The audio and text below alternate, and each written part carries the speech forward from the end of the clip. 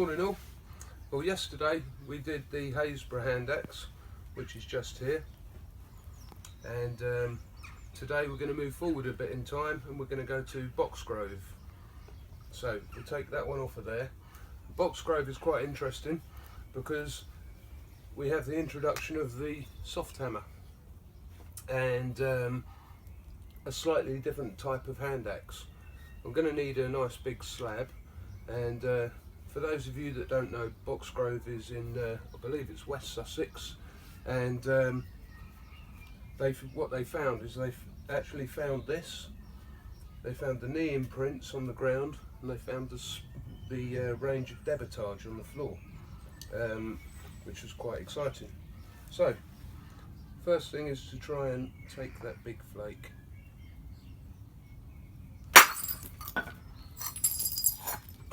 Happy with that. Yeah, that's a good flake for it.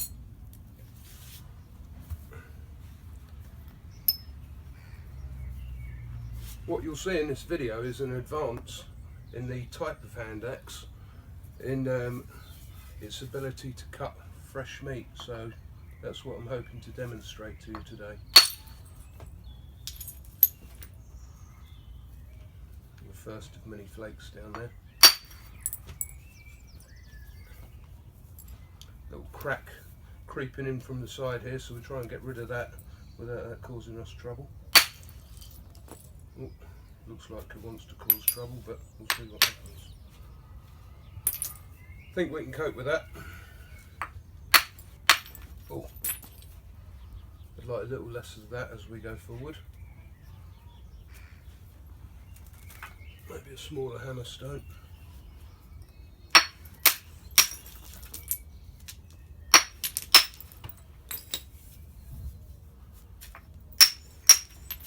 We're just forced across the stone to get rid of any cracking.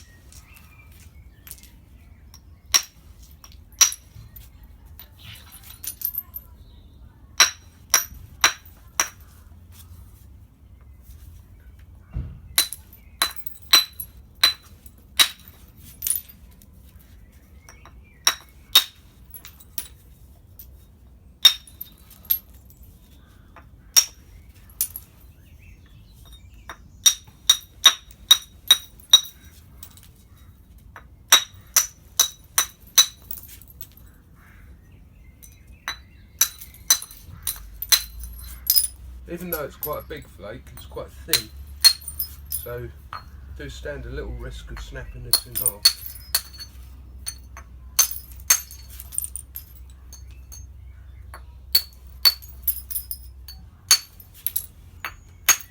I believe there was a sum total of 500 hand axes from Boxgrove, and which is quite a large amount, and the bones of the animals that they found in situ were things like woolly rhino, horses. So there's some big game moving around there. Now, shape-wise, this is coming along, but we're going to try and reduce that down a little bit to make that more typical, and introduce this to try and show you what advantage that gives me. You can see that using the hammer stones, things get smaller very quick. But now we're moving forward, we actually abrade edges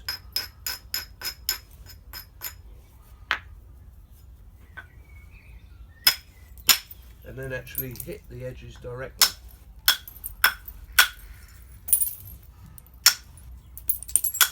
And you'll know from yesterday that I gave you something that could be described as a pointed hand axe.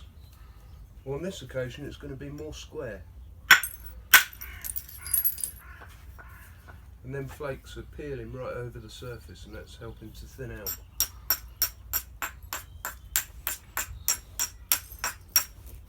$550,000 years ago. Still the same species, Heidelbergensis.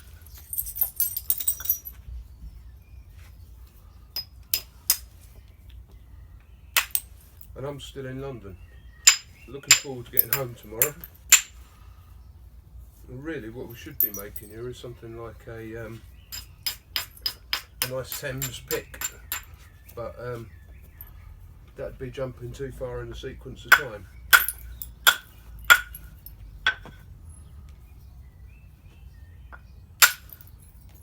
Or maybe we should have done the Boxgrove Handaxe, but I need to move forward another 150,000 years for that, so it'll have to be Boxgrove.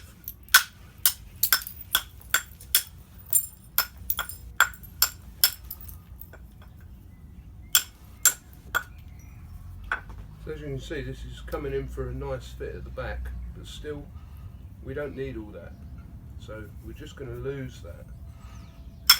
Just going to gently nap forward, and as you nap forward, the cutting edge moves over this way, so what I can do is turn it back and go that way. That will move the cutting edge back to this side.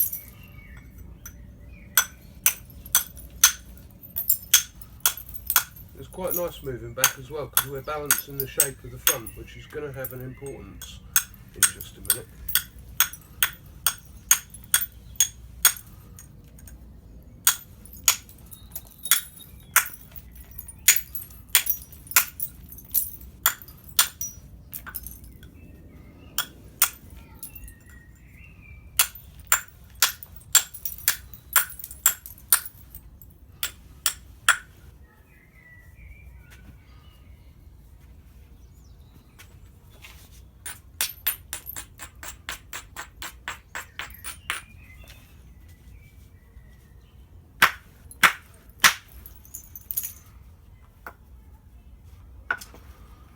So we've come to a point where we've actually got what I would only describe as a tablet of flint, which potentially looks like a hand axe as it is, but the next thing we're going to introduce is the superiority of this hand axe.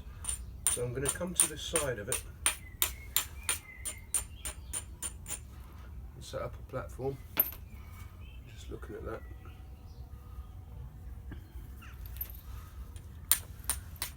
And we're also going to introduce a word which is associated to flint knapping quite a lot for this type. That word is called tranchet, a French term meaning to be cleavered through the front. So each time we strike the flint, we're actually reducing the superiorness of the cutting power because it's been hit directly. So what we want is we want to hit it here, and the new cutting edge is going to appear here after that flake. So technically that's our last flake. Let's soften that and make that nice and round at the front, so that flake can generate across there nice and smoothly. And so what we're doing now is we're going to pivot this. I'm going to double check that platform. It needs a good crack, and that potentially could be the last hit.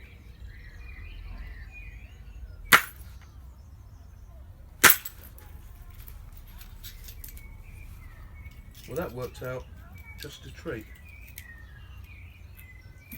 We bring that in nice and close, Sarah.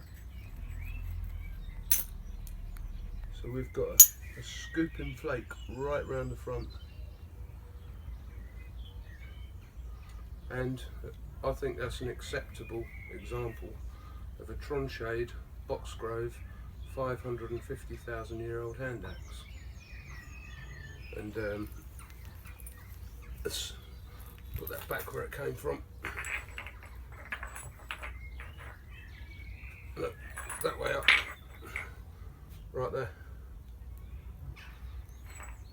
So I can only do what they did back then, is get up, leave the debitage, leave the knee imprints, and walk away. Cheers.